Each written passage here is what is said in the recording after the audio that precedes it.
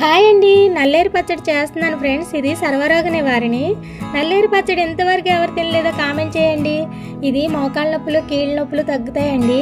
ఇది నిజమండి. నేను బాలింతగా ఉన్నప్పుడు నాకు పెద్దవాళ్ళు చెప్పారు.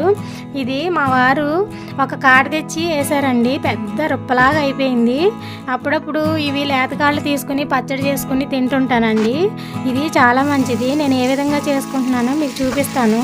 పైన ఈనెలు తీసేసి క్లీన్ చేసుకోవాలి. కడిగి పక్కన పెట్టి ఎండుమిర్చి, జీలకర్ర వేయించుకోవాలి. అలాగే తర్వాత అదే బాణీలో ఈ కాడలు కూడా వేసి వేయించాలి. నెక్స్ట్ మిక్సీ జార్లో ఎండుమిర్చి, ఉప్పు, వెల్లుల్లి, చింతపండు వేసేసి గ్రైండ్ చేసుకొని తర్వాత ఈ కాడలు కూడా వేసి గ్రైండ్ చేసుకోవాలి. తిరగ మీద పెట్టుకోవాలండి. తర్వాత నూనె, తాలింపులు, కరివేపాకు, జీరా వేసి వేయించుకోవాలి. తర్వాత తాలింపు మొత్తం పచ్చళ్ళలో వేసుకొని కలుపుకోవాలి.